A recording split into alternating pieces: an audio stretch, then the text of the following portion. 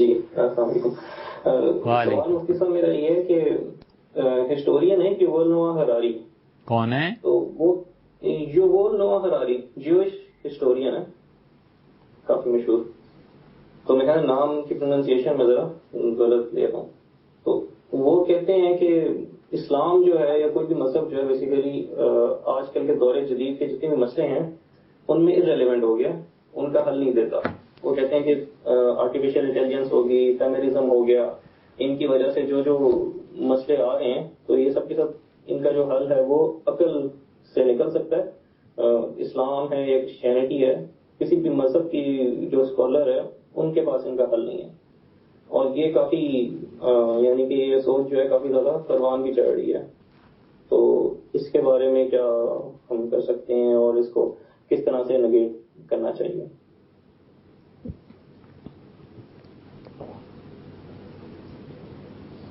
ہمیں مناظرانہ صورت اختیار نہیں کرنی چاہیے کہ ہم اس کا جواب دینے چلیں.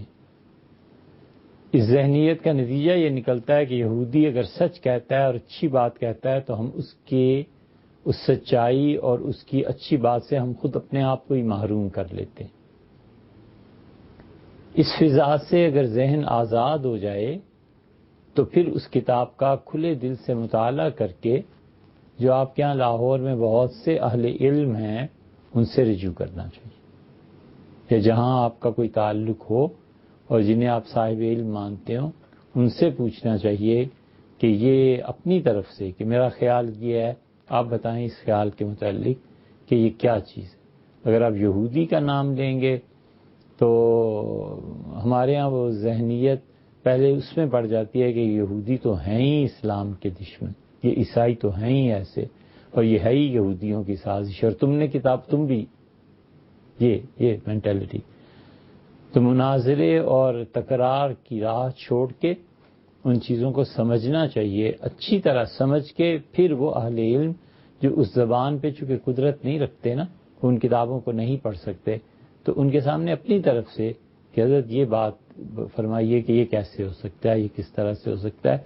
اور یہ ضروری ہے کہ جن سے بھی آپ بات کریں ان کا علم بہت ٹھوس اور گہرا. دو باتیں تو یہ ہیں. تیسری چیز یہ ہے کہ آپ کو دقت اور دشواری ہو رہی ہے تو اللہ سے مانگیے, کہ یہ بھی دین کا دفاع ہے, یہ بھی جہاد ہے. اور آپ نے کہا کہ والذین جاہدوا فینا لنہدینہم سبلنا, اور جو ہمارے لیے کام کرتا ہے ہم اس کو کئی راہیں دکھا دیتے ہیں. تو مجھے بھی ایک راہ حضرت عنایت ہو, مجھے میری بھی مدد کرے نا, میں بھی تو کام میں لگا ہی ہوا ہوں. یہ کرنے چاہیے کام. جو بھی اہل علم, کسی بھی اہل علم کی مجلس جو ماڈل ہے وہاں سے تعلق رکھنا چاہیے. اللہ نے دینا تو اللہ ہی نے ہوتا ہے, ابھی بھی عرض کیا تھا کہ اللہ ہی ہے جو اپنے بندوں کی رہنمائی کرتا ہے, اور اللہ ہی ہے جو اپنے تک کھینچتا ہے, اور اللہ ہی ہے جو دنیا کی رزق کو اور روحانیت کو بھی وہی تقسیم کرتا ہے. تو اس سے اس در کو چھوڑنا نہیں چاہیے کہ اس کا جواب دیں آپ. ایسے نہ ہو کہ شک میں مر جاؤں تو پھر آپ کے ذمے پڑ جاؤں گا. آپ کچھ بتائیں کیا جواب. دوستی کرنی چاہیے اللہ تعالیٰ سے.